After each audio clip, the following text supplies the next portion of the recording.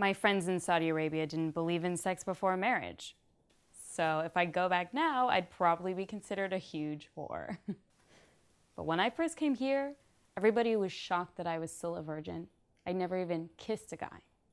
But I dove in head first. And I was playing with these adult things like drugs and sex, and I didn't really understand the consequences of what I was dealing with. And it just fucked me up. Like, it led to this attachment to men, like, you slept with me, you can't just do this. But I felt like I had to catch up with everyone. And a lot of these relationships were based on these girlish fantasies that didn't translate well into the real world. It was only here when I experienced rape. I was in a situation where I was taken advantage of, and I didn't really understand what I was doing with my body. But there's this small percentage of men in America and on college campuses who are rapists. And the majority of men who will rape one time, let's say about 2/3 of those, will rape over and over and over again. The study I'm thinking of is David Lisak's, and he found that about 6% of men on college campuses admitted to doing something that was a sexual assault. And about 2/3 of those admitted to doing so an average of 6 times. So there's this 4% of the male population that's responsible for 90% of the rapes on college campuses.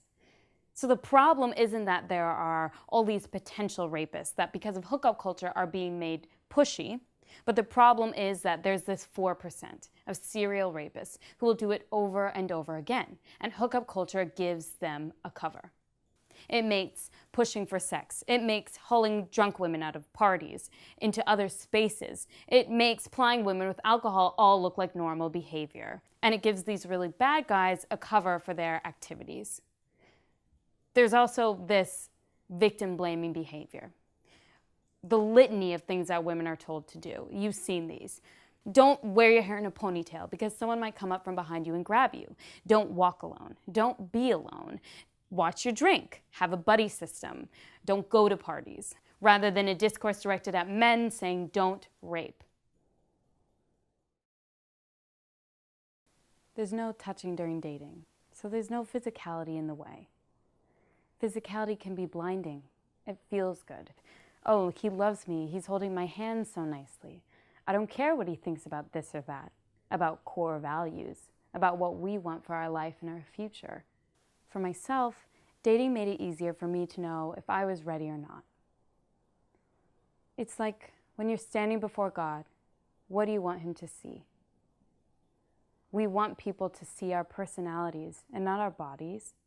I feel like that's what I'm showing people when I'm going out into the world. I feel like when I'm covered up, I show people more of who I am and less of what I look like. Just remember being in his dorm room and then his girlfriend getting sick, and I had images of the attack itself. And I remember this feeling like something is happening with my body and I have no control. Just none, just nothing. And even in those moments looking to his girlfriend for help, no one's awake and I can't think. I've been told to drink up. And I had these horrible flashes of it happening and happening. It happened 2 times on that one night.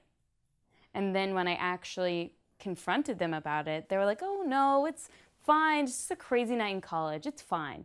We'll move past it. It's fine.